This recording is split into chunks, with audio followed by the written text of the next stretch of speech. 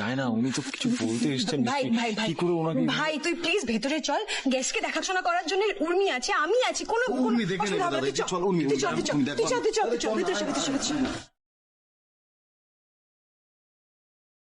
এখানে এভাবে তুমি না এলেই ভালো করতে দীপা, এখানে আসাটা তোমার ঠিক হয়নি। কি হলো এখনো দাঁড়িয়ে কেন আছো? শোনা, বেরিয়ে যেতে বলছি না? শোনা, বেরিয়ে যাও এখান থেকে, বেরিয়ে যাও। তাকিয়ে ওকে চলে যাও, বের করতে পারছি না। তাকিয়ে প্লিজ চলে যেতে বলো, আমার সহ্য হচ্ছে না, সহ্য হচ্ছে না আমার।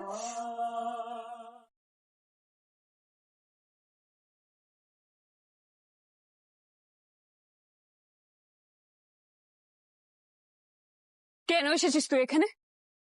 সোনার এরকম অবস্থা, তাই ওকে আমি একবার চোখের দেখা দেখতে এসেছি। দেখেছিস দেখেছিস কি অবস্থা করেছিস তুই ওর? আমি? হ্যাঁ দিদি, তুই। তোর মেয়ের এই অবস্থার জন্য আজকে তুই দায়ী। তুই ওর স্মৃতি সিঁদুর কেড়ে নিছিস, ওর গা থেকে না সব রঙিন জামাগুলো টেনে খুলে দিয়েছিস। দেখ, আমি তোর সাথে এখানে কোনো বিজনেস ডিল করতে আসিনি যে তোর সাথে আমাকে ভেবে কথা বলতে হবে।